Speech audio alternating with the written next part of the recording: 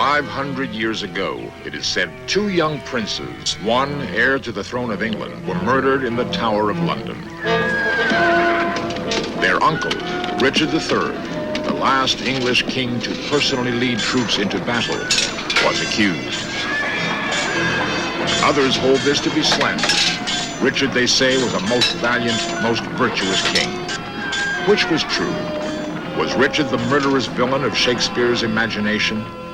Plots have I laid, inductions dangerous, by drunken prophecies, libels, and dreams, to set my brother Clarence and the king in deadly hate, the one against the other. Did Richard have his nephews murdered to gain the crown?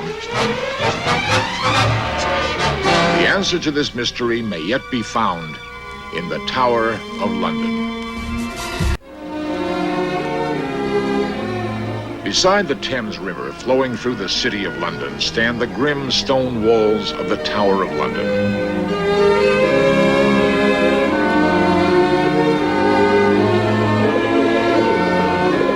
On the ruins of an ancient Roman fortress, William the Conqueror ordered construction of a huge castle in the year 1078. It would dominate the landscape and intimidate the local inhabitants. Over the centuries, subsequent kings made it one of the strongest fortifications in all of Europe. It has withstood siege, bombardment, and the Great Fire that destroyed London.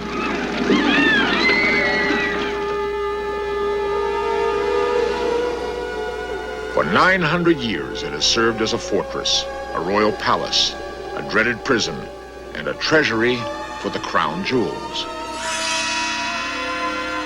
The crown of England, the pinnacle of power.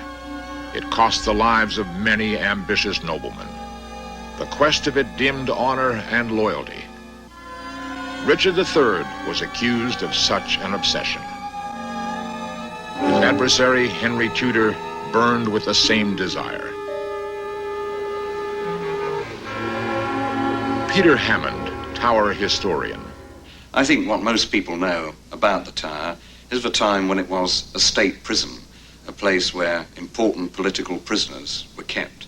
There were many famous people in the Tower, and most of them came to unfortunate ends, beheaded or disappearing mysteriously. Prisoners were often brought to the Tower by riverboat. The fate of many to have their heads impaled on the spikes of Tower Bridge. Few who arrived here ever left. Stairways led to secret passages and torture chambers deep within the walls, where terrible screams were often heard. Beneath these stones, the earth was once soaked with the blood of queens. Anne Boleyn, Catherine Howard, wives of Henry VIII. Sir Walter Raleigh wrote his history of the world during his 12-year imprisonment here, before he too was beheaded. One sad tale is that of Lady Jane Grey. Guiltless herself, but a victim of her family's ambition. She was executed after being queen for just 9 days.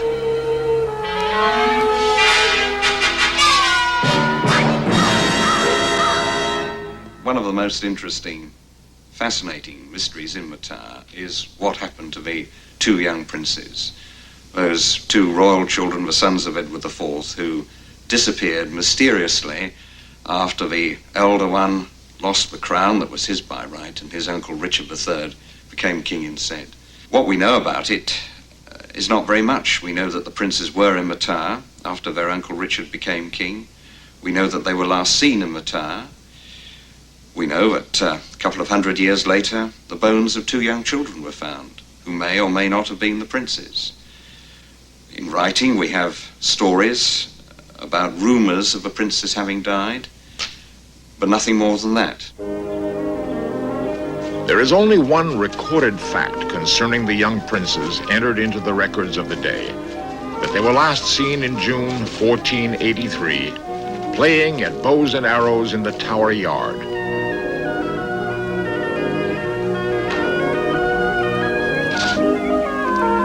They were never seen again.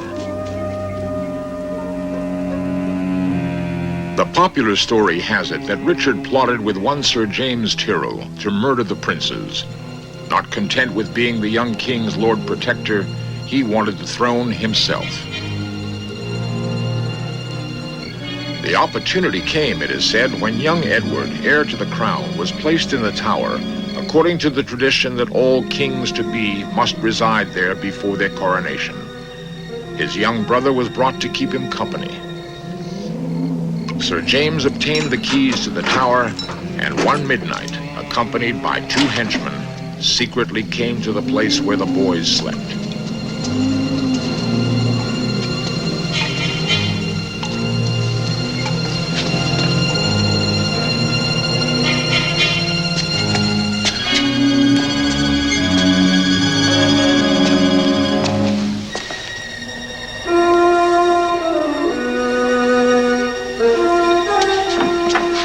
As Tyrrell kept watch at the door, the accomplices entered the chamber.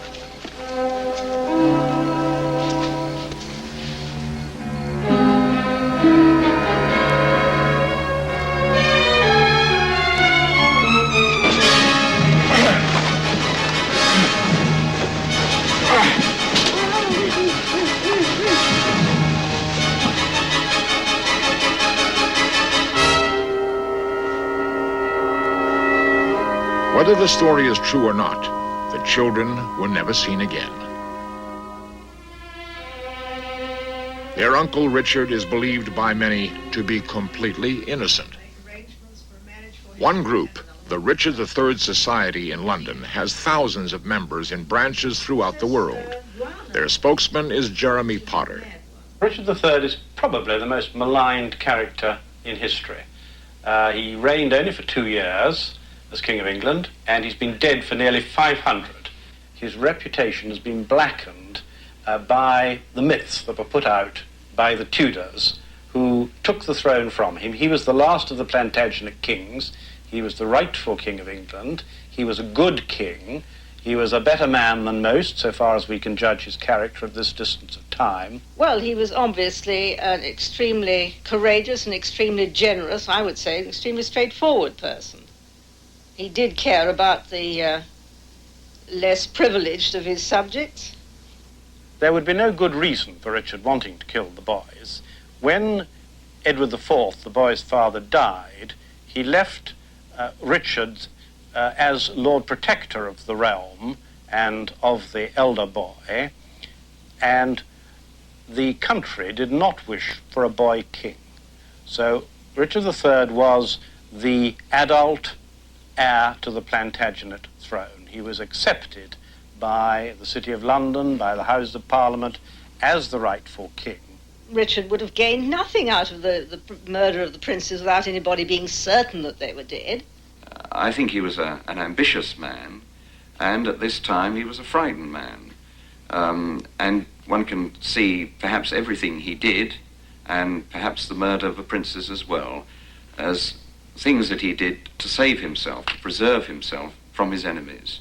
He had to make himself king because that was the only way he was safe from the prince's mother, Elizabeth Woodville, and her family, who were after his life, in fact, as he knew. It was a battle to the death between them. And once the princes were in the Tower, it wasn't safe even to leave them alive because their names could be used by any rebels or conspirators against Richard, as indeed was to happen. So, to preserve himself, I think he had them done away with.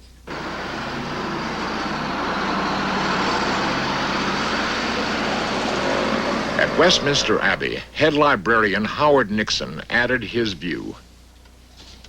The evidence of Richard III's complicity was based almost entirely on Sir Thomas More's history of the reign of King Richard III, in which he was quite convinced that Richard was a double-dyed villain and that he was entirely responsible for the murder of the princes.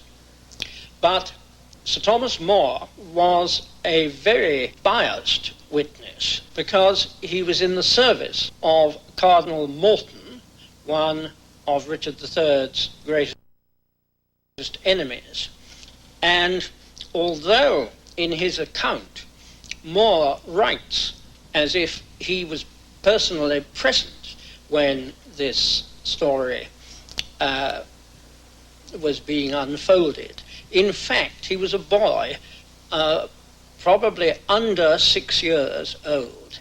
William Shakespeare, enlarging on Sir Thomas More's story, went even further in perpetuating the image of an evil Richard. Actor Robert O'Mahony. The part of Shakespeare's Richard III has always been incredibly popular with actors. David Garrick made his reputation with it. Edmund Kean, one of his favourite roles. Irving, Olivier. And whatever people actually think was the true nature of the historical Richard, I don't think you're ever going to get rid of this image of him as the bottled spider, as the Red King, as the evil, evil monster. Shakespeare was a writer of fiction. He was a writer of historical fiction. And he made up the plots in order to suit his particular characters.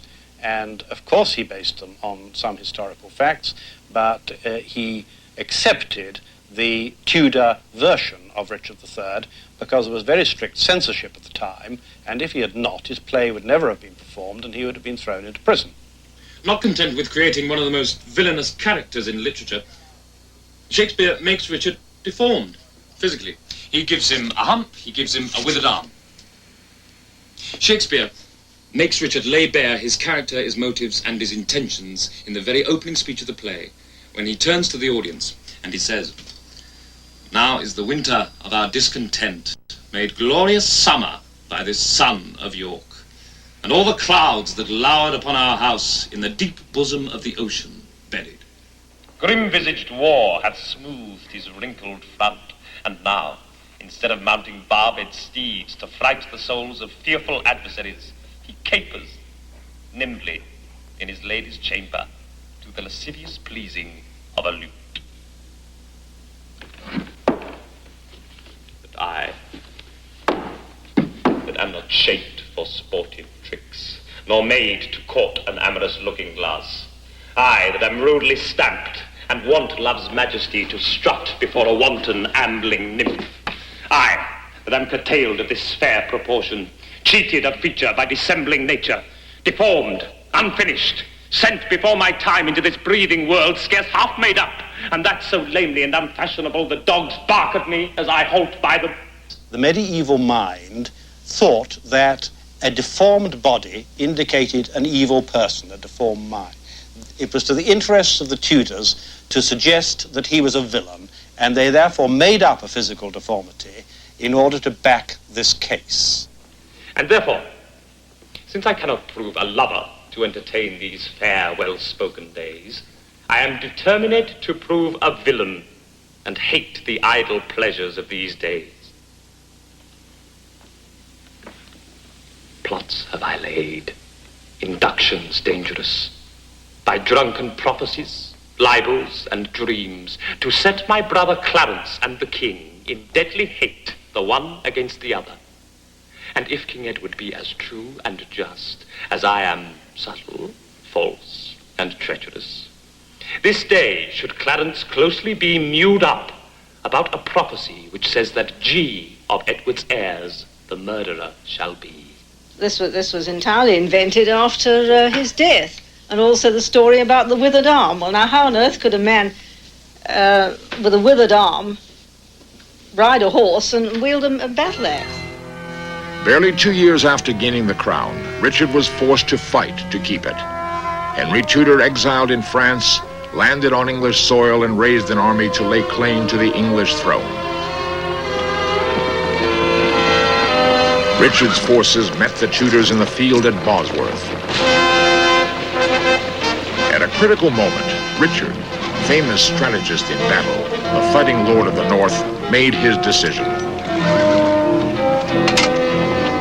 He spurred his horse and charged headlong into the midst of his enemies.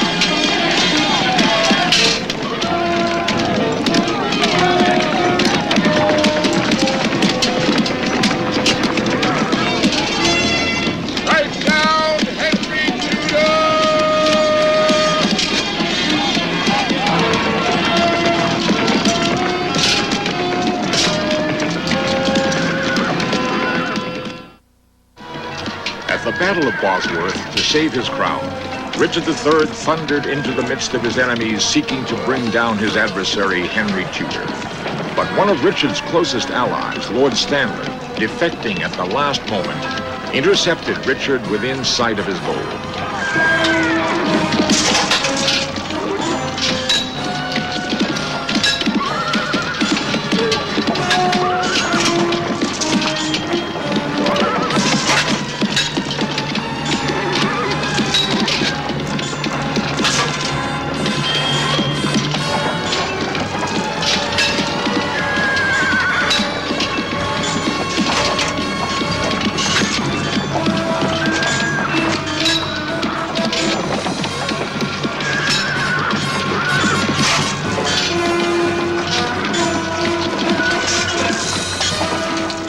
Not even Richard's enemies ever claimed that he lacked courage or skill in battle.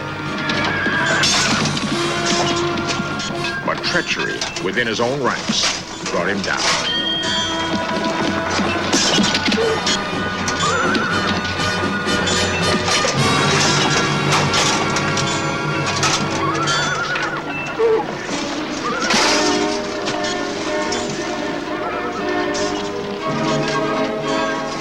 If Richard had killed to gain the crown, now it was all for nothing. In the 2 years of his short reign, he had lost his much-beloved son, his wife, and now his kingdom and his life. His last cry was treason.